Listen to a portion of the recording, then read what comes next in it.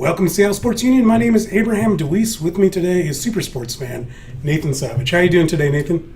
Not too bad. Tough day in Seattle a little bit with the Legion and Boom and everything. But Oh, yeah. So let's try to take our attention away from the Seahawks and move a little bit towards summer. Let's talk a little bit about some of the Seattle Mariners' arch nemesis. Today, you're my Los Angeles Angels of Anaheim Superman. You are the man who knows everything about them.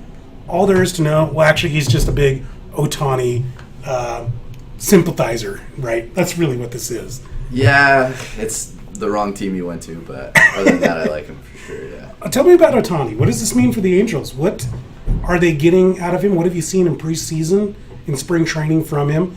Is this something to worry about from the Mariners fan perspective? I mean, look, he throws like 100 miles an hour. You watch videos of his like curveball. It looks like he's throwing a wiffle ball or something like that out there. It's just insane curve. So because that kind of the old Daisuke Matsu's, what's his name? Daisuke? Yeah. Does he have the same type of pitch as him? Or? It's a little bit different. Daisuke, they always try to say had like that gyro ball. Yeah. But Japanese pitchers always have a good splitter. So he does have that too, but he's just got this extra curveball that just totally looks like a wiffle ball out there. So that's from the pitching perspective. Yeah. What's he look like at the plate? Is he ready for major league pitchers? He looks good at the plate. It's just kind of he's got a little bit of injury problems from last year, and it's kind of more of you have your top pitcher, and it's really seeing if you want to put him out there on a daily basis. Maybe injuries could happen, so it'll kind of be up to Sosha and the Angels to see how much they want him out there. But at least from a hitting perspective, he looks like an MLB hitter for sure. If you had your opportunity with him, how would you play him? Is he just a straight-up starting pitcher, or would you have him in the field as well? Because I believe they're just having him DH, right? Yeah. I would try not to have him on the field for sure. I would kind of take it slow, I think. Have him at least hit on his starts. At least start off the bat during maybe the first couple months. If he's hitting really well, look at him at DH, but I would definitely take it slow. He's a pretty young guy. They have him for a little while. No need to rush him. So at DH, that basically supplants Albert Pujols, who, by the way, I have the stats here. 241, 23 homers, 101 RBI. There's still something left in the tank. Does that push him to first base? Yeah, he would. So there's Luis Valbuena as a lefty. Pujols is a righty. They would platoon, most likely. Pujols, for me, honestly, is like worst case scenario for what Mariners fans thought about kind of Ichiro. Ichiro's on a vet minimum. He gets negative wins above replacement. Pujols is $27 million a year.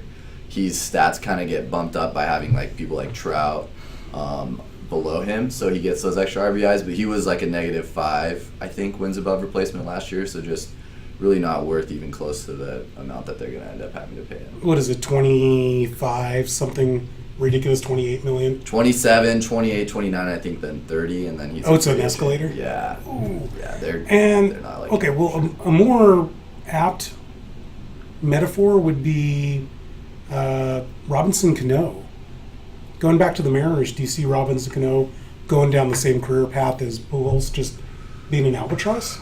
I hope not. It's tough to say because 101 RBIs, that's not an albatross. No, but the problem is it's like his strikeouts really went up last year. His walks went way down. His options are either hitting it for almost like a double or homer or getting out. He's just super slow. It would be what we'd look at like with Cano, maybe in 3 years, something like that, hopefully. Like we would get something out of him and hopefully continue to do well, but that is the worry with his big long contract is in 3 years, something like that, when he hits that wall, like looks like Pujols is hit and then gets negative wins gets negative defensive runs, like shared, like just not able to field to his position, not really able to run the bases, literally home run, strikeout kind of player. It's not really worth that amount of money. So you told me what the Angels are probably going to do with Pujols. That's not pinch hit, but platoon? They'll try their best. Hopefully, there was a couple months last year where Pujols definitely had kind of a comeback for sure, and maybe we can see that continue. But in my opinion, it just, from all advanced stats, it's just fallen almost off a cliff with him hitting the ball. So Hopefully they can platoon and maybe he'll hit well and then they can go full time. But definitely first base, DHing it looks like for Pujols. There was a time at one point in time, Pujols was the best player in the major leagues. The best major league player, in my opinion, right now is Mike Trout. They're teammates. Where do we put Mike Trout up against all the greatest center fielders of all time? Right now, only 5-6 years into his career. So, a funny stat that I kind of looked at, obviously wins above replacement's a good way of measuring players. People like Babe Ruth, I think, is number one, and Willie Mays is up there 2, 3, or 4. They're at about 150 for their career, and they played about 20, 25 seasons in that area. Trout's at 7. He's already at 52 in 7 years. Someone like Ichiro Suzuki in 17 years is at 57. So, Trout's going to pass Ichiro this year already. So, he's already in Hall of Fame levels of wins above replacement. And honestly, for him, kind of, the ceiling is basically endless for him in baseball, yeah. Where is he in your personal hierarchy of greatest center fielders of all time? So, obviously, if he can stay healthy like he can, it'll be interesting to see. He's kind of a bigger guy, so maybe they'll eventually move him in from center field or whatever, things like that. But, I mean, for a 7-year stretch, I don't really see maybe 2, 3 better than Trout in the history. Maybe Willie Mays, a couple guys up there, but he's right perfectly in a conversation, fits very easily in stats in that conversation for sure. Yeah. And they get Ohtani. Well, yeah. Jeez. You know what they just got? Who they just got? Last year, I believe it was Justin Upton. Yeah. I have some stats here for you. 35 home runs in 2017. That was combined with the Tigers and with the Angels. Yeah. Is he a difference maker for the Angels? Don't match him up against Ohtani or anything like that, but is he a difference maker and something for the Mariner fans to worry about? Oh, yeah. I mean, I don't know. I guess it feels kind of like yesterday in a sense that he was a very young prospect, 19-year-old phenom. I think this is entering his 30-year-old season. So he definitely took the jump last year. I think he had career year in home runs, RBIs, basically almost the majority of stats across the board. I think he's definitely an impact player. He'll definitely help out. There's no doubt about that. I'd honestly like to see him going maybe in the 4th spot at some point for Pujols. But, I mean, we'll see what happens. Maybe they made a big jump. Maybe this was just a big kind of outlier year. We'll have to see what happens. But definitely one of the top players for them. For sure. How do you, as Mike Scioscia, tell Pujols he can't be the cleanup hitter? It's tough. It really depends on who Pujols is. I don't know too much about him, but it seems like a lot of these his top guys, it seems like a lot of them know when they're starting to struggle at the plate. And in my experience, it seems like a lot of times they'll take a lesser role. I don't know, like I said, too much about Pujols, but honestly, for the sake of even people like Scioscia's job, in a sense, if they don't make the playoffs because of something like Pujols should have been at the 7th spot, they kept him at the 4 all year. I think that'd be pretty tough for him to swallow. So. I don't know much about Pujols either, but I do know Scioscia from having watched him for the last decade. The guy's not afraid to. He's not afraid to pull levers, push buttons to get things to work right. Yeah. I mean, last year they were. Correct me if I'm wrong. At the beginning of the year, they're terrible. Yeah. Scioscia was willing to make the changes to turn that around. They did finish second in the AL West last year, granted with a losing record. I think I finished 3rd in the AL West, and I didn't even play a game. But you can't say if you're an Angels fan last year was a success, a rousing success at 80 and 82. No. But are they that much better than the rest of the AL West? Are we looking at 2nd place or maybe even 1st place out of these guys? So obviously with the Mariners, we've been talking about starting pitching for a while, and I was shocked to see a team contender that actually had almost as scary of an outlook or even a worse outlook, especially with injuries in the Mariners. So that'll be the big make or break. Looking at their offense, it's right up there almost with teams for me, something similar to the Yankees, where just top to bottom, insanely solid offense, one of the best fielding teams. Maybe their left side of the infield might be the best fielding we've seen in a long time. and they have like multiple Gold Glovers at a lot of positions. I just think the big thing for them will be their relievers aren't the best, and then they have huge injury problems at starting pitching.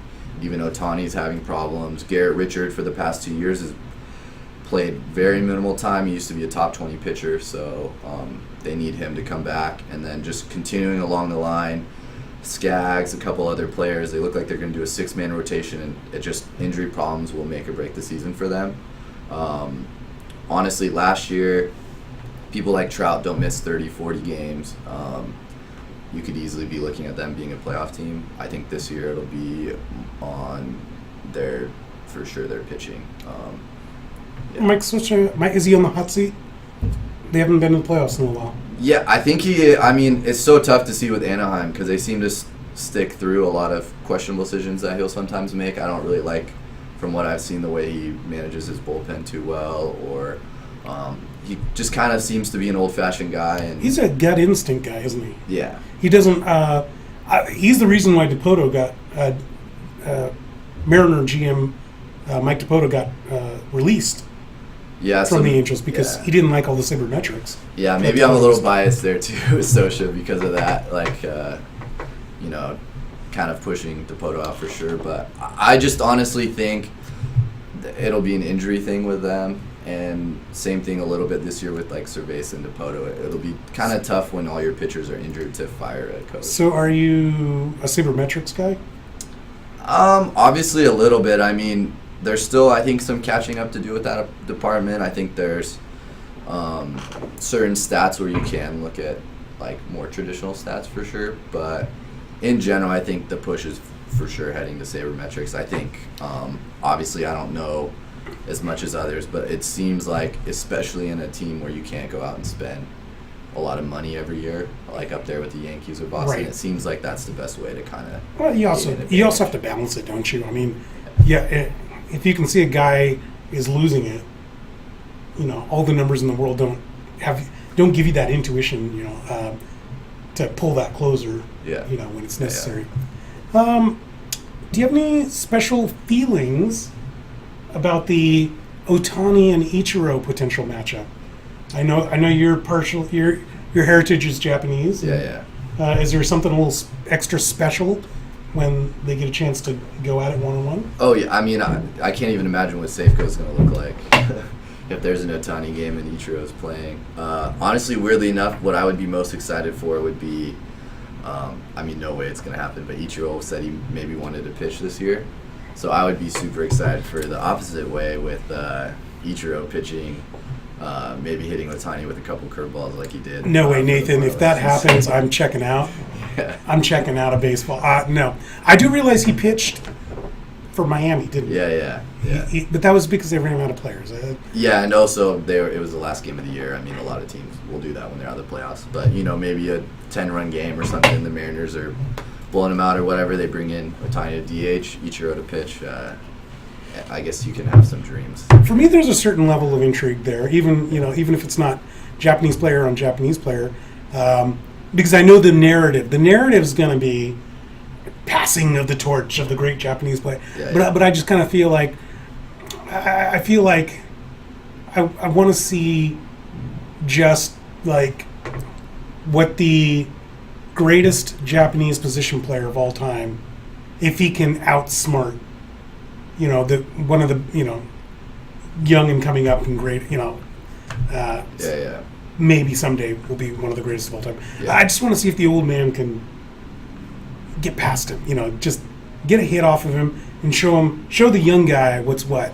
I think Ohtani's the type of guy that would bring it too, so. I mean, he can throw, I think, up to 102. So, just in terms of raw talent up there, it'd be pretty crazy to watch. So. Of course, that could be me being in my 40s, and I just want to see a 40-year-old stick it to a 20-something. Could be. I don't know. Yeah. How far are the Mariners in talent across the board, holistically, versus the Angels? I mean, is there a huge gap getting Ohtani and getting Justin Upton? Are we just being left in the weeds? So I actually feel like they're actually pretty similar, honestly, in both situations. I actually think the Mariners actually have a much better bullpen, a lot better of a bullpen, and honestly, in those close games, that makes a difference. And yeah, they have guys like Trout on the Angels for sure, or people like Kozar, Kinsler, those top guys. But I mean, the Mariners can counter with Seager, Cano, Cruz, even D. Gordon now. So I think the big thing is just Ohtani brings them someone almost similar to Paxton, and that really brings them up to challenging the Mariners, where you have a guy like that who could come in, a little bit of injury problems with him as well, but he can come in and just dominate a game. They need that, the Angels, and that's the big thing that'll keep them, I think, up there in the AL West this year. That's good to hear as a Mariners fan. I was curious if that's the case. So if that's the case and they're pretty balanced, do you think, having studied the Angels, that they can make the playoffs? Because if that's true, that means the Mariners theoretically are in that same caliber, same level, and capable of making the playoffs. So, I mean, I'm obviously being a little bit of a homer, probably in a sense with the Mariners, but I mean, you look at the last few years, game here, game there, they're in the playoffs. So I think the Mariners are a good barometer for that, for the other teams in the AL West that are trying to see, can we kind of be hanging around 85, 90 wins, somewhere in there? And at least coming off last year with the Mariners, the Angels would be, I think, pretty stoked to start out the way the Mariners did, and then the way they closed the season last year with Trout coming back and all those things.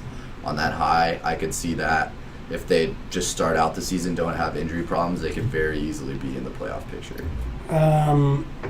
What do the Angels have to do to make the playoffs? Give me the one big thing that has to happen. I think, honestly, I would love to say like their pitching is going to do really well. They'll be able to close the door on games with their relievers. I think they just need to hit. I think they're going to need to make up for pitching. They're going to need a lot of their money is spent on their position players, and I think they're going to just need to score a lot of runs. A lot of 10 to 8 games. Yeah, they'll need to do that. How does it look if you were to theorize the wheels falling off? What would be the case for the Angels? What do we need to look out for as Mariner fans to know that they're about to stumble and fall? So a huge one is Ohtani's coming off injuries last year. He could very easily get caught up in that again. Garrett Richards, their ace. I think he's played even less than 20 games maybe in the past 2 years. If he just continues that trend, that struggles. They have a guy coming off Tommy John in the starting rotation. They just have a bunch of injury problems. If you start seeing that starting pitching collapse that the Mariners had last year, that's a big sign. Same thing with Trout last year, played 114 games. I mean, absolutely dominant in those games, but if he still has these kind of injury problems that he had last year, I kind of think it was a freak case, but if it continues, I mean, that's very quickly there goes the Angel season. I kind of felt that way too. If Mike Trout's gone, they might as well kiss their season goodbye. And, a lot of their season, I think, also is predicated on if Ohtani is what we think he is versus is he Ichiro or is he, just another guy, just another replacement player? There's been plenty of players in baseball that never amounted to anything. Got a question for you about, you mentioned something to the effect of 80 to 90 wins. What do you think their record's going to be? That's what you're thinking they need to get to the playoffs. What are you predicting as the final record? I honestly think their pitching, to me, looks like a big problem, even with injuries, even in like their position players. They have some concerns, like Pujols, Trout, Kozart is an awesome free agent acquisition for them, but he has some injury problems as well, like a history with that. So I just see 83. 83 seems like the number. More of the same. Yeah, I think like last year they obviously went on a huge roll, and if they continue that, they'll be up in the 90s. But I just see injuries being going to end up hurting them this year. A little word association. Just give me one word or two words, quick phrase. When I ask you, what have you liked about the Angels? I honestly think like just defense throughout the board, and then they also are going to have a lot of speed on the base pass. Sosha's really big into being aggressive. So. Defense, speed, aggression. Yeah. What don't you like about that? I don't like their relief pitching like almost at all, and then depth. I don't think their depth will be able to keep up with some of the injuries that I just definitely see happening this year for them. Awesome. Well, thank you, Nathan. This is Nathan Savage for helping us take a look at the 2018 Los Angeles Angels of Anaheim and Burbank and the surrounding areas. I want to thank all you guys out there for listening and watching. My name is Abraham DeWeese.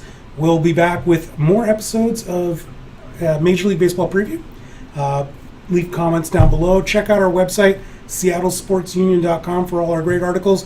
And check out our tweets at Seattle Sports U. Have a good night, everybody. See you later. Go Mariners.